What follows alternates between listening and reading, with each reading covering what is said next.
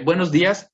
Ahora vamos a continuar viendo un ejemplo donde vamos a aplicar todas las ecuaciones que hemos aprendido hasta el momento, tanto para calcular calor, trabajo y aprendimos ya a calcular también la energía interna y apareció una nueva función de estado que denotamos como entalpía. ¿Ok? El caso particular que vamos a analizar es un ciclo compuesto por tres etapas diferentes. El ciclo es el que se muestra aquí en el diagrama presión contra volumen y está conformado por tres estados. Estos tres estados son el estado 1, el estado 2 y el estado 3. Al ser un ciclo, bueno, pues el estado final y el estado inicial de este proceso es el mismo y particularmente nos dicen que este ciclo lo recorren 2.5 mol de un gas ideal cuya capacidad calorífica a volumen constante es 20.79 joules sobre mol Kelvin y lo que nos indican es calcular el calor, el trabajo, el cambio de la energía interna y la entalpía para cada una de las etapas que conforman al ciclo y también para el ciclo. ¿Ok? Entonces vamos a analizar cada una de las etapas y vamos a proponer cuál es la forma más conveniente para poder resolver cada una de ellas, porque al tener trayectorias diferentes, pues entonces no se pueden resolver de la misma manera. Si nosotros nos fijamos, la trayectoria de la primera etapa, que sería ir del estado 1 al estado 2, digamos, nosotros partiríamos de aquí al estado 1 y vamos hacia el estado 2, entonces tenemos una línea horizontal. Esta línea horizontal en el diagrama presión-volumen, ¿qué tipo de proceso estaríamos estableciendo? Isobárico. Isobárico. Entonces, este proceso es a presión constante. ¿Ok? Ahora, de 2 a 3 tenemos una línea vertical.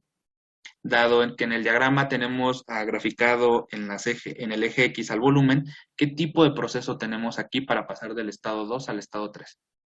Isocórico. Isocórico, entonces sería volumen constante. ¿Ok?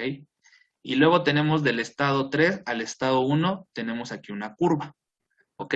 En un diagrama presión contra volumen, ¿cómo se mira, digamos, lo que aprendimos en ley de Boyle? ¿Se parece esta curva a lo que vimos en ley de Boyle? ¿Cómo se llamaba eso? La isoterma. La isoterma. Si ustedes se acuerdan, en ley de Boyle, la relación presión contra volumen es inversamente proporcional y lo que da resultado es a una hipérbola equilátera, donde la presión aumenta, el volumen disminuye y de forma opuesta, si el volumen aumenta, la presión disminuye. Entonces, esta tercera etapa es a temperatura constante. ¿Ok? Entonces, tenemos los tres casos de proceso físico que podemos tener para un gas: a presión, volumen o temperatura constante. Pero fíjense cómo la trayectoria que recorre cada uno de estos procesos es diferente. Por eso es muy importante que los distingamos. Ahora sí, lo que me estaban comentando sobre el proceso adiabático era entre el estado 1 y 2 o entre el estado 3 y 1. Entre el estado unidos. Entre el estado 1 y 2. Ok, fíjate, allá toma mayor importancia que la presión del sistema sea constante y lo del calor, pues realmente pues no lo sabes. O sea, realmente ahí no lo sabes, pero en la clase del día de hoy aprendimos que el calor a presión constante ¿a qué es igual? A la entalpía. A la entalpía. Entonces, si tú supones que el calor es cero, estarías haciendo cero también a la entalpía. ¿Ok? Entonces, por eso es que en este caso no vamos a pensar lo que es un proceso adiabático, porque fíjate, acá de entrada es una línea horizontal. Lo que va a pasar en el proceso adiabático es que la trayectoria que va a recorrer el gas no es una línea ni vertical ni horizontal en un diagrama presión contra volumen. Es una curva también que sigue la forma de un logaritmo. Entonces, por eso te digo, es muy diferente a la trayectoria. Pero por eso te pido que en unas 2 semanas, cuando lleguemos al proceso adiabático y al ciclo de Carnot, allá te va a quedar bien en claro por qué, en este caso, el estado 1 y el estado 2, digamos, la trayectoria que se recorre en el cambio de estado, no puede ser asociado a un proceso adiabático. Pero te digo, dame chance, ¿no? 2 semanitas. ¿Te parece bien? Sí. Perfecto. Pero bueno, ha quedado claro cómo hemos analizado qué tipo de proceso es el que se lleva a cabo en cada cambio de estado. ¿Alguien tiene alguna duda sobre eso?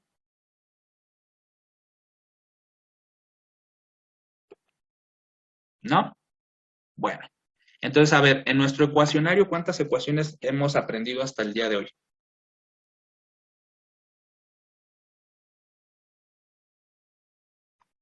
Digo, para que todos tengamos las mismas ecuaciones, ¿no? A ver, en términos de trabajo aprendimos dos. Menos, bueno, déjenme ponerle aquí trabajo irreversible para que lo distingamos del otro. Trabajo irreversible es igual a menos presión externa por diferencial de volumen, que quedó al final como un delta B. Para el trabajo reversible, nos quedó que es menos NRT, logaritmo natural de volumen 2 entre B1. Eso fue lo que aprendimos en trabajo. Luego en calor, ¿qué aprendimos? Que el calor aquí es igual a masa por la capacidad calorífica por un delta T, cuando no hay cambio de estado, y cuando hay un cambio de estado, el calor es igual a la masa por el calor asociado en el cambio de estado de agregación. ¿Sí estamos de acuerdo en esto? Eso fue lo que aprendimos en las clases independientes, ¿no? De cada uno de ellos. ¿Sí están de acuerdo? Sí. ¿O alguna más que se me haya ido? No, ¿verdad? ¿Hasta ahí vamos bien? Luego, en la clase de primera ley de la termodinámica, la primera ecuación que aprendimos fue la primera ley, que es un balance de energía, donde tenemos que el cambio de la energía interna es igual a calor más trabajo. Luego, entonces, aquí ya empezamos a analizar procesos a diferentes condiciones y aprendimos que el cambio en la energía interna, por definición, es igual al calor transferido entre sistema y alrededores a volumen constante. Luego aprendimos que si en un proceso a presión constante nosotros lo analizamos, la que es igual al calor es la entalpía. Y que por otro lado también la entalpía es igual a la suma de U más PV.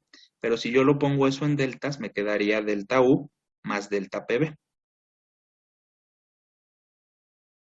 ¿Ok? Si yo ¿se acuerdan, no? Que la definición era H es igual a U más PV. Si yo le pongo delta a la entalpía, pues le pongo delta a los otros dos términos. Y quedaría delta H es igual a delta U más delta PV. ¿Ok? Y bueno, aquí tal vez en delta PV debería ponerle un paréntesis para que se entienda que es el delta del producto PV, ¿no? Para que no haya ninguna malinterpretación. ¿Qué otra ecuación aprendimos? Aprendimos la de la dependencia con la temperatura, ¿no? También aprendimos por otro lado que delta U es igual a NCB. Ay, me quedó bien familiar, esperen. NCB molar por delta T. Y también aprendimos que delta H es igual a NCP, que tiene la misma forma, pero con la presión, la CP, delta T. Ahí está. Y finalmente aprendimos que la relación entre CP y CB para un gas ideal está dictaminada por CP menos CB, es igual con R. Y ya tenemos todo nuestro ecuacionario. ¿Están de acuerdo? Que esas son todas las ecuaciones que he aprendido hasta el momento. Sí. ¿Cuándo ocuparlas? Bueno, vamos a resolver un problema para cada caso, decir cuándo voy a ocupar una y cuándo voy a ocupar la otra. ¿Por qué en este caso sí? ¿Por qué en este caso no? ¿Ok? Bueno. Entonces, en el caso que estuvimos analizando, hay 3 etapas. La primera etapa de ellas es una etapa a presión constante. Entonces, es un proceso isobárico el que vamos a analizar en la etapa de 1 a 2. ¿Ok? Entonces, vamos a calcular primero el trabajo. Y entonces, el trabajo en este caso, ¿ustedes se acuerdan en el tema de trabajo cómo eran los trabajos irreversibles gráficamente hablando? ¿Cómo se veían? ¿Se veían como cuadrados o se veía como el área bajo la curva? Los procesos irreversibles. Cuadrados. Cuadrados. ¿Ok? Bueno, aquí en el gráfico yo no sé si ustedes notan que si hiciéramos el nuevo procedimiento de pararnos en el estado final, subir, chocar, regresar al estado inicial, ¿estaríamos aquí graficando un cuadrado? ¿Sí lo ven? Sí. ¿Sí lo visualizan? Bueno, esto realmente nos está dando el indicio de que esto es un proceso irreversible. Bueno, pero ¿qué otra cosa también nos puede decir que esto es un proceso irreversible? Pues que el proceso es a presión constante. ¿Ok? Allá recuerden que en los procesos reversibles, la presión externa todo el tiempo es la presión del gas. pero en un proceso irreversible solo la presión externa es igual a la presión final del gas. Y cuando lo graficamos se ven muy diferentes. Pero me voy a aprovechar del hecho que ustedes ya saben graficar los trabajos y entonces en este diagrama ustedes pueden visualizar cuál sería el área asociada a ese trabajo. Al quedar como un cuadrado o un rectángulo, ustedes saben de antemano que eso es un trabajo irreversible. Plus, si me están diciendo que la presión es constante, ¿quién es realmente quién es constante en este tipo de procesos? ¿Cuál presión? Porque aquí no lo puse. ¿La externa? La externa.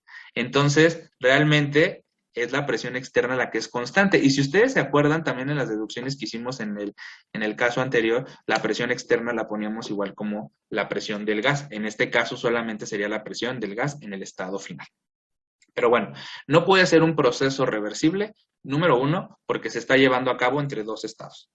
¿Ok?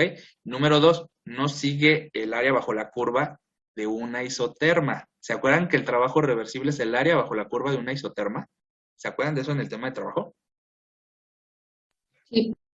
Bueno, acá no es el área bajo la curva. Ya, ahorita como que a lo mejor varios de ustedes que sí recuerdan el tema de trabajo, pueden localizar allí que el área que estaríamos asociando a este trabajo va a tener el área de un cuadrado.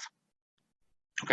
Bueno, basándonos en esto, realmente entonces lo que vamos a calcular es el trabajo irreversible. El trabajo irreversible, de acuerdo a lo que aprendimos, para el trabajo de la etapa del estado 1 al estado 2, pues va a ser igual a la menos presión externa por el delta de volumen. Es esta ecuación la que vamos a ocupar. ¿Ok? Porque es un proceso isobárico y la presión externa es constante. ¿Ok? Ahora, bueno, en el diagrama me dan información. En el estado 1 me dan la coordenada 1,16.6. ¿Qué significa esa coordenada? ¿Cuál es el estado de ese punto?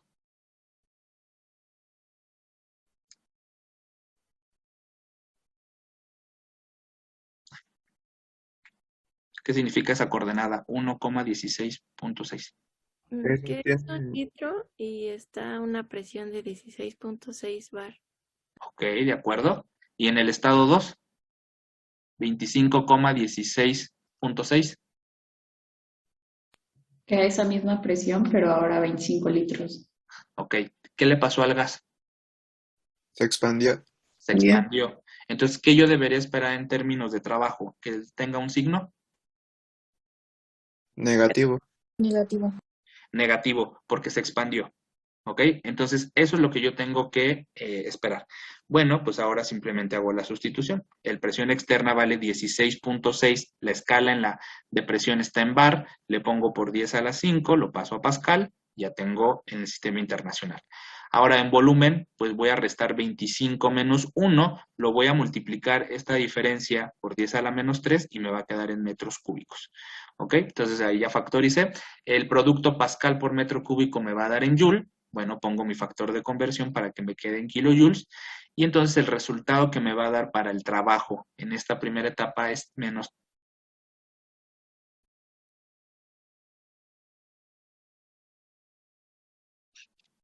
¿A alguien le resultó ese valor?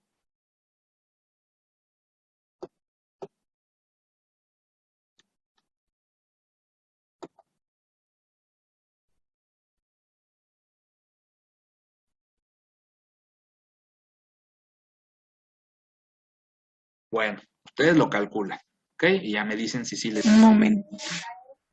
Tenemos la particularidad que el calor es igual a la delta H en un proceso a presión constante. ¿Eso qué quiere decir? Esta ecuación que está escrita aquí, la que tiene delta H es igual a calor a presión constante, me permitiría calcular las dos propiedades al mismo tiempo. Entonces voy a proponer que calor del estado 1 al estado 2 es igual a delta H. Ahora, delta H, ¿a qué es igual? Bueno, delta H es igual, ¿ok? Fíjense, en esta etapa, yo solo puedo ocupar la expresión de delta H es igual a QP. No podría ocupar la ecuación de delta U es igual a QB. ¿Sí entienden por qué no podría ocupar esta? Esta, ¿solo en qué proceso podría ocuparla? A volumen constante. Solo a volumen constante. Dado que el caso es a presión constante, no puedo ocuparla y entonces la única que puedo ocupar es esta. Delta H es igual a QP y por otro lado delta H es igual a NSP delta T. Entonces puedo hacer una igualdad. ¿Ok? Ahora, desde este punto de vista, pues yo conozco el valor de N, no conozco el valor de Cp porque realmente el que me dan es Cb, no conozco las temperaturas tampoco, ni T2 ni T1, pero puedo calcular tanto el valor de Cp como de las temperaturas con las ecuaciones que hemos aprendido hasta el día de hoy. Por ejemplo, la de Cp con Cb, pues yo puedo calcular, si yo conozco Cb, puedo calcular a la Cp, porque realmente es la diferencia entre ellas el valor de R. Entonces voy a ocupar esta ecuación. Cp va a ser igual a R más Cb. En este caso, R vale 8.314, la Cb, que es dato del problema, vale 20.79 Joule sobre mol Kelvin, y esto me da como resultado 20.109 para la Cp. ¿Ok? Entonces ya tengo la Cp. Ahora, para la temperatura, pues yo puedo ocupar la ecuación del gas ideal. El problema dice que es un gas ideal. Entonces yo puedo ocupar la ecuación para el estado 1. Voy a despejar la temperatura 1 y me va a quedar que esto es igual a P1 por V1 entre NR. Voy a sustituir los valores. Ustedes me dijeron acá que en el estado 1 tenemos que la presión es 16.6 por 10 a la 5 Pascal. Aquí está el valor de la presión. Luego el valor del volumen es 1 por 10 a la menos 3 metros cúbicos. En el diagrama está en litros, pero acá lo pasé a metros cúbicos. El problema dice que son 2.5 mol y el valor de R pues es 8.314 Joule sobre mol Kelvin. Si ustedes hacen esta operación, resulta que la temperatura del gas en el estado 1 es 79.9 Kelvin. Haciendo un análisis para el estado 2, podría ocupar la ecuación del gas ideal también para el estado 2. Me podría quedar que la temperatura 2 sea igual a la presión 2 por el volumen 2 entre NR. Esa es una forma de calcular la temperatura en el estado final. Correcta también. Pero nosotros aprendimos que en el proceso isobárico, la ley empírica que toma lugar es la ley de Charles. Entonces, otra forma de calcular la temperatura y también para que sintamos de que estamos como ocupando todo lo que hemos aprendido, pues es ocupar esta relación. En esta relación, la temperatura y el volumen son directamente proporcionales y si ustedes recuerdan, cuando despejamos a la temperatura en el estado 2, nos quedaría la expresión T1 por volumen 2 entre volumen 1. Si no recuerdan a la ley de Charles, hay que ir al video de leyes empíricas para poner en práctica eso que aprendimos, ¿no? Porque en estos diagramas es muy útil saber eso. Entonces, pues ya calculamos la temperatura 1, que serían 79.9 Kelvin. Voy a multiplicarlo por el cociente de 25 litros entre 1 litro, que es el valor de volumen 2 y volumen 1, y esto me da como resultado una temperatura de aproximadamente 2000 Kelvin. Creo que da como 1999 punto algo, pero yo lo redondeé y le puse 2000. ¿Ok? Ustedes en los cálculos, si quieren, le pueden poner el 1999.90 y algo me parece que da, y por ahí le puse 2000. ¿Ok? ¿Qué quiere decir? Que durante el proceso isobárico el gas se calentó. Pasó de 79.9 Kelvin a 2000 Kelvin. ¿Okay? Entonces, el gas experimentó un calentamiento. ¿Qué quiere decir? Que cuando yo estoy calculando calor, ¿qué debería de esperar? ¿Un signo positivo o un signo negativo? Positivo. Positivo, porque el sistema está ganando energía a partir del calentamiento que está recibiendo y por eso está aumentando su temperatura de 79 a 2000 Kelvin. Importantísimo, creo que, bueno, no lo mencioné durante la presentación del problema, pero en este problema no hay cambio de estado de agregación. Durante todo el ciclo permanece el sistema gaseoso, ¿ok? Para que ya no estemos pensando en que pueda haber un cambio de estado de agregación, ¿ok? Pero bueno, lo menciono porque puede haber casos donde sí, ¿no? Pero en este caso no lo hay. ¿Ok? Ahora, bueno, ya tengo el valor de temperatura. Les invito a que calculen la temperatura también ocupando la ecuación del gas ideal en el estado 2 y se den cuenta que da exactamente el mismo valor y que ocupen la ley de Charles para recordar lo que hemos aprendido. Y entonces, ahora sí, puedo ocupar la ecuación que estaba acá arriba, la de Q1 es igual a Q del estado 1 al estado 2 igual a delta H del estado 1 al estado 2 es igual al producto NSP delta T. Bueno, N vale 2.5, la CP dijimos que valía 29.104, la multiplico por 10 a la menos 3 para ponerla en kilojoules y hago el delta T. T2 menos T1 y el producto de esto pues me va a quedar en kilojoules, porque mol con mol se hace 1, Kelvin con Kelvin se hace 1 y me queda en kilojoules. Entonces, el valor resulta positivo, como era lo que esperábamos, porque es un proceso en donde el gas está calentando, y entonces tanto el calor como la entalpía tienen la misma magnitud, 139.4 kilojoules, y al ser una cantidad positiva, lo que están haciendo indicio es que estamos frente a un proceso endotérmico, donde el sistema gana energía de los alrededores. ¿Ok?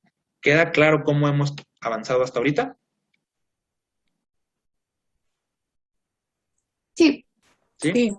¿Cuál nos falta calcular? Ya calculamos calor, trabajo y delta H. ¿Cuál nos falta? El cambio de la energía interna. El cambio en la energía interna. ¿Qué proponemos para calcular el cambio en la energía interna con los datos que ya tenemos? Aquí tenemos de dos sopas y las dos son viables, ¿eh? ¿Cuáles dos opciones tenemos? La de NCB delta T. NSB delta T o La suma de Q más, bueno, del trabajo más el calor. trabajo más calor, ¿ok? Podemos ocupar la primera ley de la termodinámica, el balance, o podemos ocupar la dependencia de la energía interna con respecto de la temperatura. Cualquiera de las dos es útil. Yo voy a ocupar la de las temperaturas porque ya hicimos el esfuerzo por calcular las temperaturas, pero ahorita calculamos con la suma, para que vean que nos da exactamente lo mismo. Entonces, delta U es igual al producto NCB delta T. Pues, igual que en el de delta H, pues N vale 2.5, la CB es el dato del problema que vale 20.79, lo multipliqué por 10 a la menos 3 para que quede en kilojoule, y queda el delta T, T2 menos T1, al igual que en la expresión de arriba para delta H. De nueva cuenta, si yo hago aquí el análisis de las unidades, me va a quedar esto en kilojoules. Si hago la multiplicación, entonces me va a quedar que el resultado, la magnitud del cambio en la energía interna es 99.6 kilojoules. ¿Ok? La otra manera en la que yo lo puedo hacer es a través del balance. Entonces aquí quedaría delta U, o la primera ley de la termodinámica, que propiamente como lo deberíamos de decir. ¿Cuánto vale el calor? El calor vale 139.4 y el trabajo, ¿cuánto vale? Menos 39.8, ¿no? Está hasta arriba en azul. Y todo esto está en unidades de kilojoule. A ver, saquen la calculadora y díganme cuánto vale 139.4 menos 39.8 kilojoules.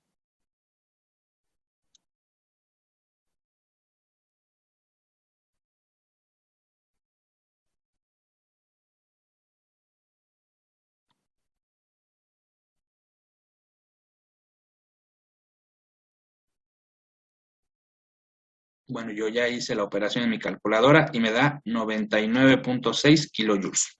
Me da exactamente el mismo valor. ¿Sí? ¿Están de acuerdo? Bueno, entonces en esta etapa el sistema perdió energía en forma de trabajo, pero ganó energía en forma de calor. De acuerdo a la tabla que vimos, la magnitud que tenga el mayor valor, pues será la que va a predominar en el signo de la energía interna. El calor es el que tiene la mayor magnitud con respecto al trabajo, entonces lo que yo esperaría es una delta U positiva, que implicaría que digamos que en este proceso a presión constante, el cambio total de energía es positivo, lo que implica un aumento de energía. ¿Ok? Eso es lo que nosotros dijimos. Y entonces, a pesar de que hubo pérdidas de energía durante la expansión, en forma global, dado que se ganó más energía en forma de calor, entonces nosotros estamos hablando de una delta U positiva. ¿Sí estamos de acuerdo en eso? Este es uno de los casos intermedios que estaban en la tabla, particularmente el caso número 2 de la tabla 2. ¿Ok? Entonces, para que ustedes allá lo miren. Bueno, entonces ya analizamos la primera etapa. Calor, delta U, delta H y trabajo. ¿Ok? Ahora vamos a la segunda etapa. La segunda etapa me dijeron que es un proceso isocórico. Cuando nosotros tenemos un proceso isocórico, lo primero que se nos tiene que venir a la mente es que en el proceso isocórico el volumen es constante. Y si el volumen es constante, ¿cuánto vale la delta B?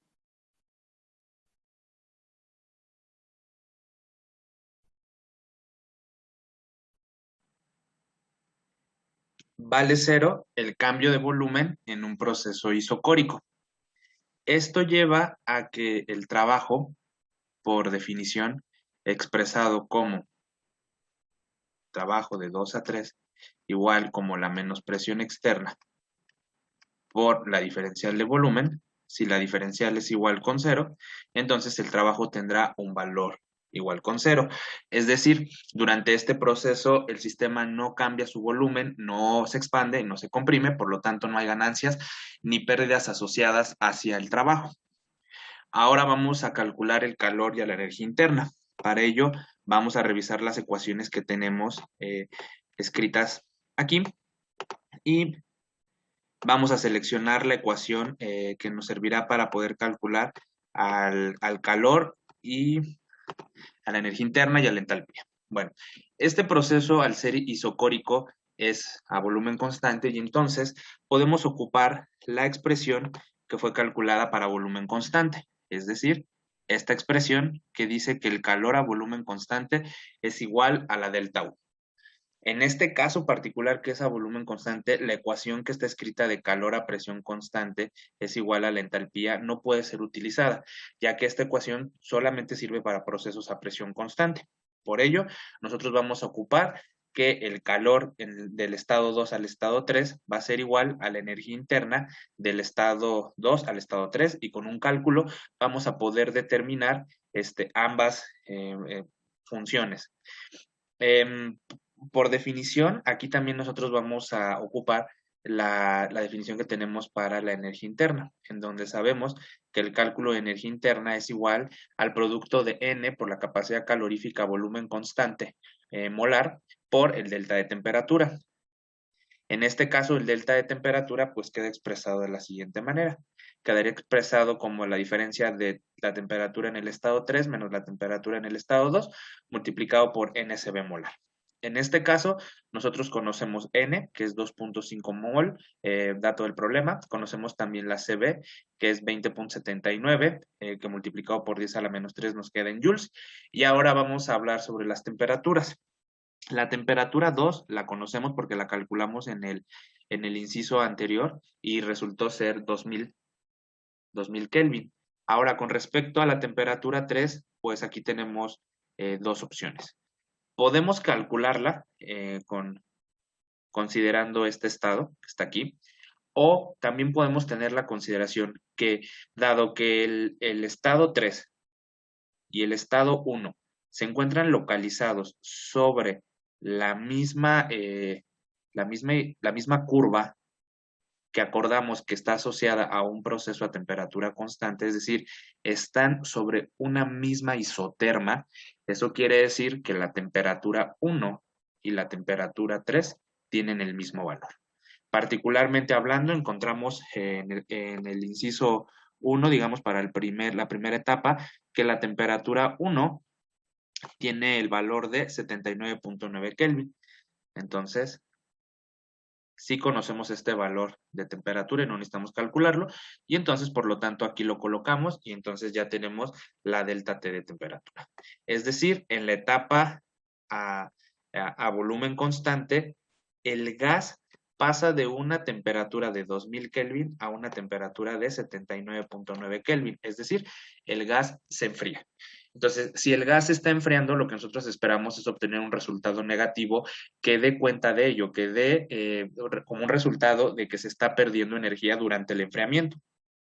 Haciendo este cálculo, bueno, aquí mol con mol se va a hacer 1, Kelvin con Kelvin se va a hacer 1 y me va a quedar en kilojoules. Haciendo esta operación me resulta un valor de menos 99.6 kilojoules, lo cual indica que el sistema liberó energía.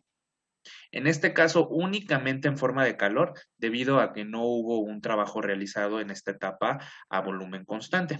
Pero lo que sí nos da cuenta el valor de la energía interna es que la pérdida total fue debida al calor y que el sistema perdió energía.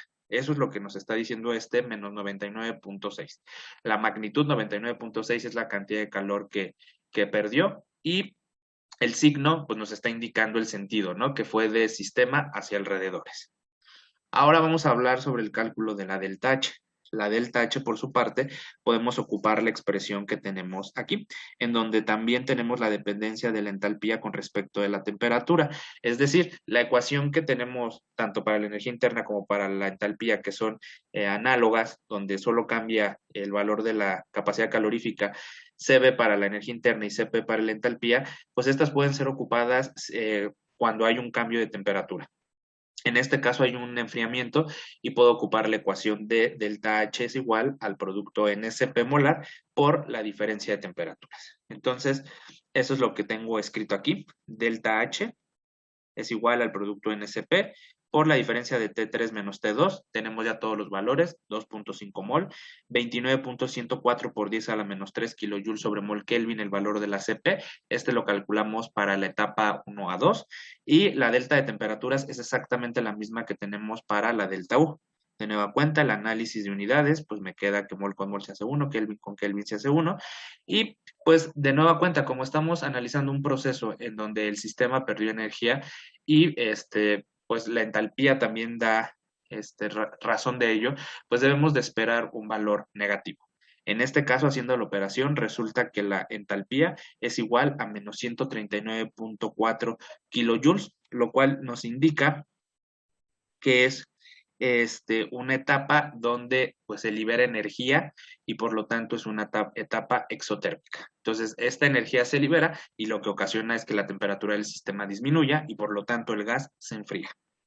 Bueno, con esto ya resolvimos la segunda etapa, la cual correspondía a una etapa a volumen constante y donde pues una de las 4 propiedades pues tuvo un valor igual con 0 y pues eso facilitó un poco este cálculo. Ahora vamos hacia la etapa de 3 a 1. La etapa de 3 a 1 durante el análisis del diagrama, acordamos que es una etapa en donde el gas está pasando de un volumen de 25 litros hacia un volumen de 1 litro. Es decir, se está comprimiendo el gas. Acordamos que esta línea describe la trayectoria de una isoterma, por lo tanto es un proceso a temperatura constante. La característica principal de un proceso a temperatura constante es que la delta T de temperatura es igual con 0. ¿Esto a qué conlleva? A que si nosotros queremos ocupar las ecuaciones de energía interna y de entalpía, donde tenemos a la diferencia de temperatura incluida, que estaríamos hablando de esta ecuación y de esta ecuación, pues nos da como resultado que tanto el cambio en la energía interna como el cambio en la entalpía para un proceso isotérmico es igual con 0. ¿Ok? No hay cambio en estas dos funciones de estado, y entonces, de las 4 propiedades que teníamos que calcular, 2 son igual con 0 en un proceso isotérmico. Esto deja a que solamente tengamos que calcular el calor y el trabajo, es decir, a las 2 funciones de trayectoria. Las 2 funciones de estado, si no hay un cambio de temperatura, no tienen un valor. Pues vamos a aplicar entonces la primera ley de la termodinámica. La primera ley de la termodinámica es la que nosotros tenemos acá, que delta U es igual a calor más trabajo, y es la que hemos escrito aquí. El cambio en la energía interna de la etapa 3 a 1 va a ser igual al calor de la etapa 3 a 1 más el trabajo de 3 a 1. Dado que estamos diciendo que no hay delta de temperatura, este vale 0, y entonces por eso lo hemos igualado con 0, resultando que el calor que se transfiere va a ser igual al menos trabajo realizado. Esta etapa, al ser una etapa isotérmica y en el problema menciona que debe de considerarse como una etapa reversible, así lo marca el texto del enunciado, entonces el trabajo que nosotros vamos a calcular pues tiene que ir de la mano con la ecuación que aprendimos para trabajo reversible. En aquel momento, el trabajo reversible aprendimos que se calcula como la expresión que está aquí, menos nRT, logaritmo del volumen final entre el volumen inicial. Esa ecuación es la que hemos escrito aquí. Bueno, como tenemos aquí el signo negativo, calor es igual a menos trabajo. En este caso, como esto es igual con 0, pues el trabajo lo pasé del lado derecho, entonces me quedó calor de 3 a 1 es igual al menos trabajo de 3 a 1. Entonces, este menos con el menos que tiene la expresión original, entonces me quedó aquí positivo. ¿Ok? Me quedó nRT, ¿cuál T? Pues la temperatura 1 o 3, ahí podría poner T1 o T3 porque las dos tienen el mismo valor, 79.9 Kelvin, y luego viene el logaritmo natural del volumen final, este es el volumen final, entre el volumen inicial. Y pues parece raro, ¿no? Porque el volumen final es 1 y el volumen final es 3. Bueno, pero aquí hay que mirar la trayectoria. Para eso nos vamos al diagrama. Fíjense, el gas comienza aquí la etapa isotérmica en el estado 3, por eso el volumen 3 es el estado inicial, y termina su trayectoria acá, donde tenemos el volumen en el estado 1, y ese sería su estado final. Entonces, por eso, el volumen final es el volumen 1 y el volumen inicial es el volumen 3. Como acabo de mencionar, el volumen 3 tiene un valor de 25 y el volumen 1 tiene un valor de 1 litro. Entonces, pues voy a sustituir. Pues tengo todos los valores. Entonces, primero voy a calcular calor, que es el que está directo, ¿no? Calor, en este caso, me va a quedar, calor de 3 a 1, me va a quedar N, 2.5 mol. El valor de R lo voy a colocar en kilojoule, por eso lo puse por 10 a la menos 3. Luego viene la temperatura 1, que es 79.9 Kelvin, que calculamos durante la etapa 1. Y viene el logaritmo natural del volumen final entre el volumen inicial. Eso quiere decir que es el logaritmo natural de 1 entre 25 litros. Haciendo el análisis de unidades, mol con mol se hace 1, Kelvin con Kelvin se hace 1, y el argumento del logaritmo pues también queda dimensional porque el litro entre litro da 1, y entonces me quedan unidades de kilojoule. Haciendo la operación matemática, me resulta que en esta etapa isotérmica hay una pérdida de calor. Esta pérdida de calor está dada por una transferencia de energía del sistema hacia los alrededores de 5.35 kilojoules. Dado que es una pérdida, esta cantidad es negativa y está indicando que es una etapa en donde se libera energía. ¿Ok? Porque pues si el sistema la está cediendo hacia los alrededores, entonces esto es un proceso exotérmico. ¿Ok? Porque hay pérdida de energía calorífica. Ahora, siguiendo la ecuación que proviene de la primera ley de la termodinámica que fue aplicada para este caso donde es isotérmico y entonces queda que el calor es igual al menos trabajo, que es esta ecuación, entonces con esa ecuación pues calculamos el trabajo. Si el calor fue menos 3.35, el trabajo tiene que tener la misma magnitud pero de signo opuesto, es decir, en este caso ser positivo y tener un valor de 5.35 kilojoules. Este valor positivo, si recordamos, tiene un sentido físico asociado con un proceso de compresión, proceso que está ocurriendo y que nosotros deberíamos de haber esperado ese signo positivo, dado que estamos yendo de un estado de mayor volumen a un estado de menor volumen. Entonces, sí deberíamos de esperar que el trabajo sea positivo y por tanto, pues el calor sea negativo. ¿Qué quiere decir esto? Que en una etapa isotérmica, toda la energía que se ganó en forma de trabajo, luego fue disipada en forma de calor hacia los alrededores, de tal suerte que cuando hacemos el balance general, es decir, aplicamos la primera ley de la termodinámica y calculamos el valor de la energía interna, resulta que no hay un valor, el valor es 0. No podemos decir que el sistema ganó o perdió energía porque al final quedó exactamente igual, porque lo que ganó a través de trabajo lo cedió en forma de calor hacia los alrededores y al final de la historia quedó que el cambio de energía desde el estado 3 hasta el estado 1 pues resultó que fue 0. Que la energía interna, particularmente hablando, sea 0, no implica que calor y trabajo sean 0. Este inciso lo demuestra, que la energía interna es 0, pero individualmente las funciones de trayectoria tienen su propia magnitud, que por cuestiones de ser una etapa isotérmica, el calor y el trabajo tienen la misma magnitud, pero tienen un signo opuesto, indicando que se gana en forma de trabajo en este caso y se libera en forma de calor. ¿Ok? Entonces, ya calculamos para la tercera etapa, ahora también nos piden para el ciclo. Siempre recomiendo que cuando estamos resolviendo un ciclo, se vaya llenando una tabla. En esta tabla, nosotros vamos a ir colocando todos los valores que tenemos para las etapas. Por ejemplo, para la etapa 1, aquí están sus datos, para la etapa 2 a 3, para la etapa de 3 a 1, aquí están todos los datos que hemos calculado y esto nos facilita mucho el cálculo para el ciclo, porque el cálculo para el ciclo para todas las propiedades pues realmente es la suma, ¿ok? Entonces para el ciclo yo simplemente puedo sumar todas estas contribuciones, podría haber ciclos que tengan más etapas, pues sí, podrían tener 4, 5 etapas, allí no hay un número definido, puede haber tantas etapas como el proceso así lo amerite. En este caso son 3 y pues para calcular el ciclo, pues vamos a sumarlos. Entonces, si yo sumo los valores para el calor, resulta que en total, en el ciclo, se tuvo una ganancia en términos de calor de 34.5 kilojoules. En contraste, en trabajo se tuvo una pérdida de 34.5 kilojoules. en forma de trabajo. Y fíjense la particularidad, las funciones de estado, energía interna y entalpía tienen un valor igual con 0 para el ciclo. ¿Okay? Vamos a atender primero las funciones de estado. La entalpía y la energía interna tienen un valor igual con 0 porque son funciones de estado. Las funciones de estado, como bien aprendimos en el tema del lenguaje termodinámico, son aquellas propiedades del sistema que dependen únicamente del estado inicial y del estado final. Particularmente hablando para el ciclo, el estado inicial y el estado final es el estado 1. Eso quiere decir que si nosotros restamos esos dos estados, nos va a dar, vamos a restar magnitudes iguales y entonces el resultado para cualquier función de estado en un ciclo es 0. ¿Ok? Todas las funciones de estado. Ahorita hemos aprendido pues solo la energía interna y la entalpía, pero vamos a aprender otras y este mismo principio debe aplicar. Todas las funciones de estado deben de dar 0 para un ciclo, dado que su estado final y su estado inicial son el mismo y las funciones de estado solo dependen de estos dos estados y si los restamos tienen la misma magnitud y entonces dan igual con 0. Entonces lo que yo debo de esperar es esto, que me den 0. Ahora, en términos de calor y de trabajo, no puedo esperar que den 0. Normalmente estos ciclos están diseñados para que nos den ya sea o trabajo o energía en forma de calor.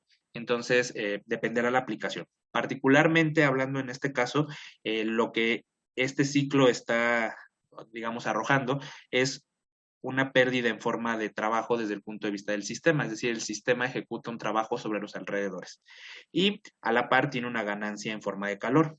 Fíjense cómo la magnitud en el ciclo para el calor y para el trabajo son iguales, pero de signo opuesto. Y esto toma sentido si nosotros escribimos la primera ley de la termodinámica para el ciclo, la cual está escrita aquí. Decimos que el cambio en la energía interna para el ciclo tiene que ser igual al calor del ciclo más el trabajo del ciclo. Sin embargo, la energía interna del ciclo tiene que ser igual con 0 porque esta es una función de estado. Por eso le hemos igualado con 0. Por tanto, el calor del ciclo es igual al menos trabajo del ciclo. Aquí indica de nueva cuenta que el calor y el trabajo deben de tener la misma magnitud, pero deben de tener el signo opuesto. Entonces, ¿qué debo yo de esperar? Que cuando yo sume todas las contribuciones de las etapas individuales, me tiene que dar la misma magnitud, pero el signo opuesto, porque eso es lo que dictamina el balance de energía, es decir, la primera ley de la termodinámica aplicada para el ciclo. Entonces, si nosotros llegamos a este resultado en donde tenemos misma magnitud y signo opuesto y pues todos nuestros valores individuales han sido calculados correctamente, pues hemos calculado completamente todas las propiedades solicitadas, calor, trabajo, energía interna y entalpía, para las etapas 1 a 2, 2 a 3 y 3 a 1, y también para el ciclo, cumpliendo con todo lo que se solicitó en este problema. ¿Okay? Ahora, particularmente hablando, pues hay que hacer una situación, hay que platicar sobre el hecho de que las ecuaciones que nosotros ocupamos principalmente para la energía interna, NSB molar por delta T y para la entalpía, NSP delta T, estas fueron obtenidas para procesos particulares. Por ejemplo, la energía interna, realmente esta expresión fue obtenida bajo un proceso a volumen constante, mientras que la expresión de delta H fue obtenida para un proceso a presión constante. ¿Okay? Partiendo de este hecho y de su definición, que acordamos que la energía interna es el calor transferido a volumen constante y la entalpía es el calor transferido a presión constante, esa es la definición, y la expresión que después resultó cuando hicimos las integrales fueron estas, que son análogas y tienen la misma forma. Pero es importante mencionar que dado que estas son funciones de estado y que dependen únicamente del estado inicial y final, que en este caso están dictaminados por los valores de temperatura 1 y temperatura 2, no importa cómo se llevó a cabo el proceso que se va a analizar. No importa si el proceso se llevó a cabo en una condición diferente a volumen constante o a presión constante, a las funciones de estado solo les interesa dónde inicias y dónde terminas. No importa cuál fue el camino que se llevó para poder hacer el cambio de estado y por tanto las ecuaciones que obtuvimos para la energía interna y para la entalpía como función de la temperatura pueden ser utilizadas en cualquier proceso. Y por cualquier proceso estoy hablando de un proceso isotérmico, isocórico, isobárico e incluso en un proceso adiabático que veremos en las sesiones siguientes.